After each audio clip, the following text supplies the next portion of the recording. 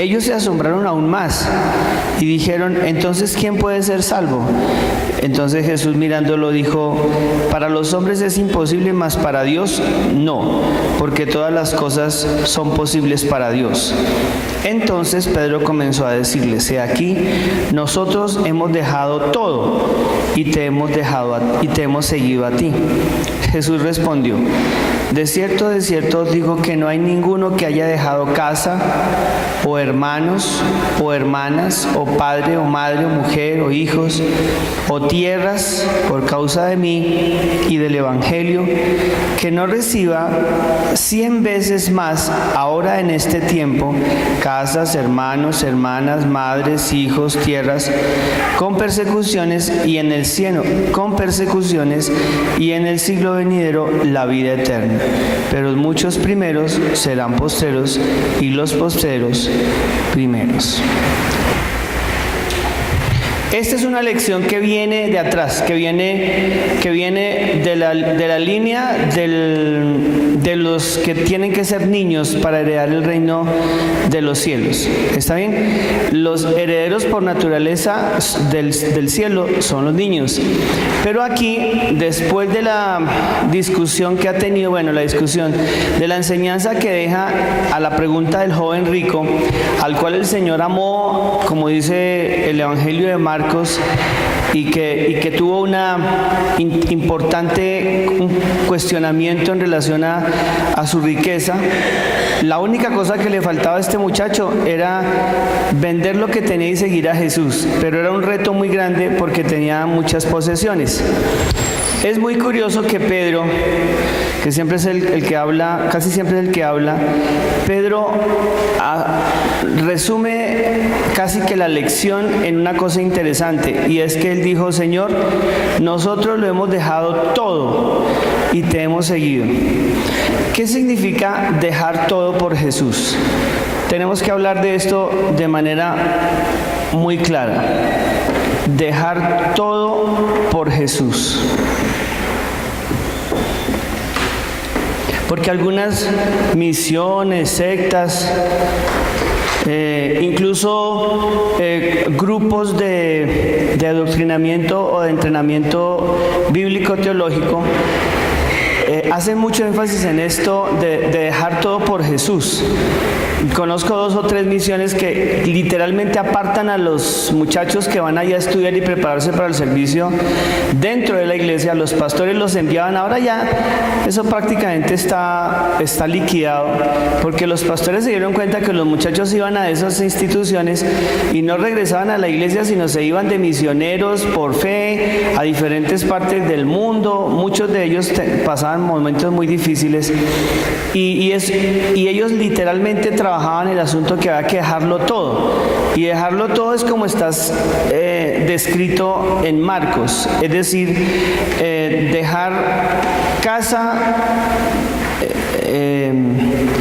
hermanos, hermanas, padre, madre, mujer, hijos y tierras por causa de mí. ¿Cómo se puede entender eso sin entrar en esa odiosa interpretación de que usted simplemente cuando llega al Señor, cuando conoce a Jesús, tiene que abandonar todo? Pues porque si es así, pues usted no es tan creyente, ¿no? No se puede entender si se literaliza. El creyente que conoce al Señor en otras condiciones y ya tiene su casa, ya tiene su esposa, ya tiene sus tierras, ya tiene su casa, ya tiene su carro, se supone que si se literaliza eso, cuando yo asumo ser discípulo del Señor, yo debo dejar todo por Él. Si usted lee de manera literal esto, usted que se convirtió teniendo una vida antes, ahora tiene que dejarlo todo. Y ahí dice dejar a su esposa y a sus hijos. Entonces, ¿tenemos que darle una lectura a esto distinta o vamos a tener problemas en la aplicación de esta palabra? ¿Ustedes tienen alguna idea? Porque lo que normalmente se ha hecho es dejar el texto a un lado y tomarlo o aplicarlo por pedacitos. Pero eso no se puede. Si usted lee, Pedro le dijo a Jesús: nosotros dejamos todo por ti. ¿Qué es? Pues obviamente Pedro se dedicó al ministerio de Jesús tiempo completo y andaba con Jesús para arriba y para abajo. Juan también lo hizo, a todos los que él llamó, incluso Mateo, que era un próspero publicano con casa al lado de la de Pedro, con todas las condiciones puntuales, había dejado también todo, ¿ya? Y se había dedicado pues al ministerio de Jesús. Entonces aquí tenemos que revisar un poco qué significa dejar todo para que no tengamos dificultades, como les digo, de aplicación. Bien, la expresión dejar, ya no tiene usted que confundirla con abandonar, es totalmente diferente, pero nosotros lo tenemos en el español así. Por ejemplo, uno dice, ¿sí sabe que el señor fulano de tal dejó a su mujer? ¿Sí ven? O ¿sí sabe que la señora fulana de tal, por irse detrás de un tipo, dejó a los hijos? ¿Ya? ¿Qué entiende usted ahí en nuestro actual español? Pues que los abandonó. Y esto no es así. Pues digamos, no es la interpretación del dejar en el Evangelio. Y la palabra que está utilizándose aquí es una palabra supremamente precisa. Ya, dejar a los hijos o dejar la casa o dejar, fue lo que hizo Pedro. Por eso Pedro, Señor, dejé todo por ti. ¿Qué significa eso? Él tenía esposa, muy probablemente. Él tenía suegra también, eso es lo que estamos seguros que tenía. Tenía una casa, porque en la casa de Pedro Jesús tuvo su primer sede de ministerio antes de pasarlo en la última parte a la casa de Lázaro, porque Jesús estuvo el primer año y medio, casi 2, solamente en la zona de Capernaum, y la casa de la suegra de Pedro era como su lugar fijo en donde se quedaba cuando viajaba. Después, cuando estuvo más hacia el lado de Jerusalén, ya en la última parte de su ministerio, pues le quedaba muy lejos la casa de Marta, entonces la casa de Lázaro era su sede de ministerio. Por eso la pasaba mucho ahí y pues llegó a tener una relación muy, muy bonita con esos 3 hermanos. Entonces aquí, dejar no es abandonar, para comenzar. Y en segundo lugar, dejar está relacionado con la prioridad. Eso sí, es decir, lo que Pedro le está diciendo es: Señor, yo dejé de pescar, ¿ya? Y dejé de hacer lo que estaba haciendo, o sea, dejé mi trabajo. En ese sentido lo dejó de ser pescador, pues porque Jesús le dijo, lo invitó a ser pescador de hombres, y se dedicó tiempo completo al ministerio. Lo que significaba era que si él tenía una finca, digamos que tuviera finca, porque no se sabe, creo que no, pues simplemente tenía que dejarla en manos de otro. Me hago entender, que otro la administrara, porque no podía administrarla sola. Cuando estaban en viajes de ministerio, Jesús tenía, Pedro y los discípulos, los que estaban casados, no sabemos cuántos de ellos estaban casados, el único que consideramos que tenía todavía su esposa, por lo que nos infiere el texto, es Pedro. Así que Pedro no abandonó a su esposa ni a sus hijos, que probablemente los tenía, pero tuvo que, al dedicarse a Jesús, quitarle tiempo a sus hijos, porque pues siendo pescador, todos los días los veía. Iba y pescaba en la madrugada, traía el pescado, lo organizaba y pues sencillamente estaba muy cerca de la casa. Cuando él decide seguir a Jesús, la decisión indica que tiene que apartarse, no priorizar su familia, sino irse detrás de Jesús con sus otros amigos, compañeros, para enfrentar el tiempo completo del ministerio de Jesús. ¿Me hago entender? O sea, aquí es dedicación tiempo completo. Si él tenía alguna cosa que administrar, una tienda, una casa, tenía simplemente o que dejarlo del todo. En el caso del publicano y en el caso de Pedro, dejaron sus profesiones. bendiciones. En el caso de la familia, simplemente no estaba con ellos tanto tiempo porque ahora estaba dedicado a su maestro Jesús y al servicio del ministerio. Que eso sencillamente es algo que lo hemos podido decidir muchos de nosotros, ¿cierto que sí?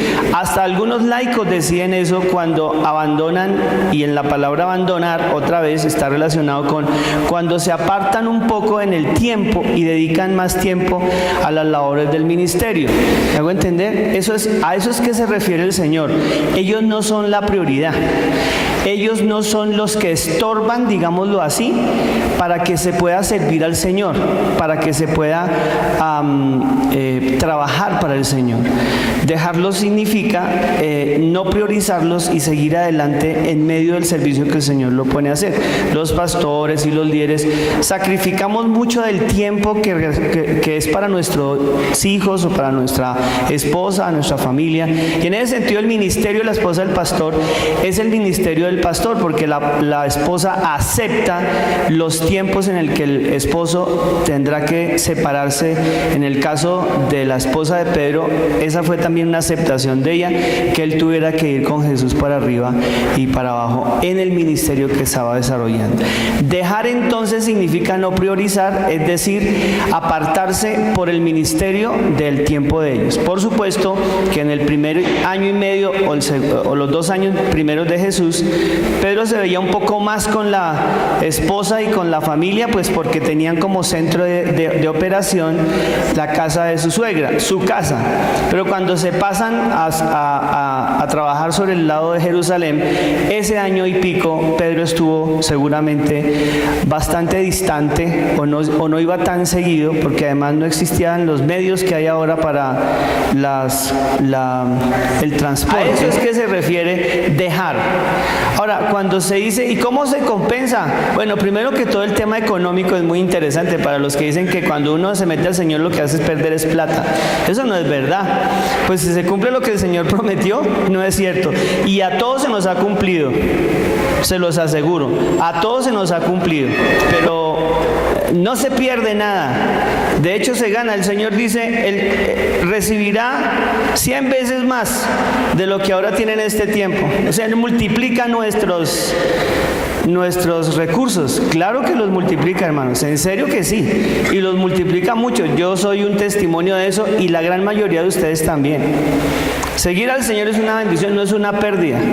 Y entonces usted dice, pastor, pero entonces ¿a qué se refiere cuando dice que recibirá también casas, hermanos, hermanas, madres, hijas y hasta tierras? Ay, hermanos, pues claro, eso es lo que dice el Señor, que Él nos va a dar, que donde quiera que vayamos, sirviéndole a Él de corazón y con ánimo pronto, y todo lo que dice el Señor en el ministerio, uno se encuentra padres y madres, viejitas como Livia,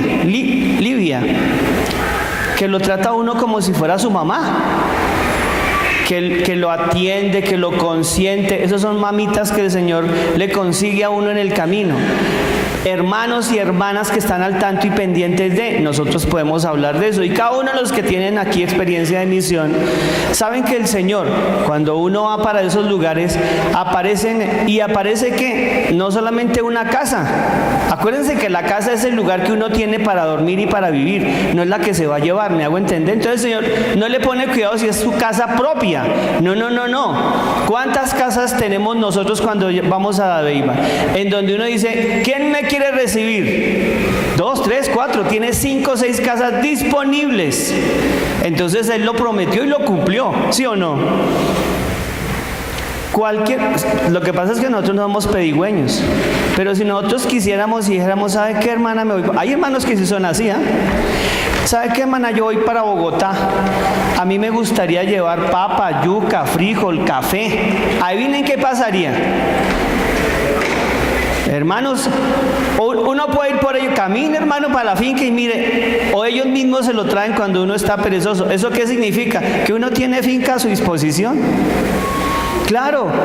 No, si yo, lo que pasa es que a mí me da mucha pereza cargar. No, pero si yo dijera, quiero llevar papa, bueno, en este caso de la zona de Urabá, quiero llevar plátano, yuca, café. que ahorita están en cosecha, adivinen que los hermanos le traían a uno eso. Entonces, ¿qué es lo que tiene uno? Finca a su disposición. Si uno le dijera, hermano, por ejemplo, le dice a la hermana, Marielita, yo quiero estar en la finca unos 5 o 6 días para descansar, para orar, ¿qué pasaría? Pues Marielita le dejaba a uno la finca abierta, claro, hermano, ahí está el cuarto, nosotros nos movimos para tal lado, usted se queda ahí, está solito, ahí tiene su baño, ¿tiene finca propia o no? Por el tiempo que quiera, eso es lo que dice la Biblia. ¿Ven? Ahora lo entendemos mejor, no como se lo hicieron saber a muchos jóvenes, que entonces deje todo, coja pues camino y predíquele al Señor, porque usted tiene que amar más al Señor que a su papá y a su mamá, y los dejan abandonados, no saben en dónde están, no saben cómo están. No tiene nada que ver con eso, porque se confundiría y se chocaría el honra a tu padre y a tu madre con déjalo todo, papá y mamá, por causa mía. Entonces, ¿a quién le hago caso? Y yo prefiero hacerle caso a honra a tu padre y a tu madre, porque el mismo Jesús lo cita aquí, ¿sí ven? Guarda los mandamientos, ¿cuál? Y el último que dice es honra a tu padre y a tu madre. Entonces no puede haber confusión. Claro que no la hay, hermanos. Es que uno encuentra mamás, papás, hermanos, hermanas, hijos. ¿Cuántos niños en el ministerio no son como nuestros hijos? Ustedes tienen más de los hijos que tienen. La primera iglesia presbiteriana tiene 150 niños que son de ustedes. Entre Alpes y Centro, 150 niños, a los que estamos ayudando, a los que estamos bendiciendo, a los que estamos dándole alimentación todos los días de lunes a viernes y hasta algunos sábados. ¿Ven? Esos son nuestros hijos. Así que el Señor lo que prometió lo cumplió. ¿Nos ha hecho falta algo? Nada, hermano, no nos ha hecho falta nada. Económicamente el Señor nos ha provisto de nada. Así que Él dijo, el que deja, no abandona, sino deja, ¿ya? Es decir, no lo establece como prioridad, sino me sirve. Yo no solamente bendigo a su familia, la cuido, la acompaño, a esa mamá, a esa esposa, a ese esposo, a ese hijo, lo guardo y lo acompaño, sino que le doy muchos más hermanos, hermanas, familia, casas, fincas, etcétera, etcétera, y lo voy a bendecir. Eso se nos ha olvidado a nosotros. Pero permítanme en los 45 segundos que me quedan, no se les puede olvidar una cosita, ¿no? Una cosita. Y es que el Señor, Marcos lo plantea de una manera muy tranquila. No es una cosa que me parece que él incluyó forzadamente. Miren el versículo 30. Que no reciba más veces en el tiempo casas, hermanos, hermanas, madres, hijos y tierras. Pero miren lo que dice, con persecuciones. No se nos puede olvidar que el tema de persecuciones aquí, más que persecuciones, es aflicciones, con situaciones complicadas. Bueno, la palabra persecución tiene que ver con aflicción, es cierto. Es decir, que no se nos puede olvidar que el Señor nos bendice, todas las cosas que les he dicho son bendiciones que yo puedo testificar. Pero es que no quiero que ustedes se les olvide, porque a nosotros no nos gusta mucho hablar, pues que en esos viajes misioneros hemos tenido aflicciones. Incluso en algunos momentos hemos estado a punto de morir. ¿Ya? Han habido enfermedades, complicaciones, han habido tensiones en el camino, nos ha parado la guerrilla, nos ha dicho usted para dónde va, nos ha retenido, por lo menos a mí, ¿ya? Esas son aflicciones normales. Pero ¿qué fue lo que dijo el Señor con las aflicciones del justo? Muchas son las aflicciones del justo, pero de todas ellas nos librará el Señor. Entonces, no quiero que se nos olvide, pues, porque a veces creemos que esto es un manto de rosas, y no, hay momentos difíciles, hay momentos complicados. Obviamente el esposo, Pedro seguramente extrañaba a su esposa y a sus hijos. Seguramente en la situación en los ministerios hay muchas cosas complicadas. Ustedes y yo lo hemos vivido. Pero lo que no podemos olvidar tampoco es que el Señor nos bendice. Y en en medio de esas dificultades nos saca adelante y nos prospera. Así que, mis bellos hermanos, esto es supremamente importante cuando arranquemos con las parábolas, porque todos estos elementos nos dan claridad de quiénes son los discípulos que escuchan y que entienden el mensaje del reino de los cielos. Oremos. Señor, muchas gracias. Gracias por tus eternas y abundantes bendiciones. Gracias por amarnos más allá de todo y de todos. Te bendecimos, Señor, por el honor y el privilegio que nos has dado de servirte, de seguirte, como dijo el apóstol, como dijo también el profeta, tomando la cruz, viviendo en medio también a veces de momentos difíciles y de aflicción. En todo tú nos has bendecido y nos has ayudado. Has prosperado nuestra vida en todo sentido. Hoy, Señor amado, tendremos seguramente la oportunidad de hablar un poco más de eso. Nos quedamos en tus manos maravillosas de amor y de bendición y estamos contigo, siempre contigo, Señor. Por Jesús nuestro amado Maestro y Salvador oramos. Amén y amén.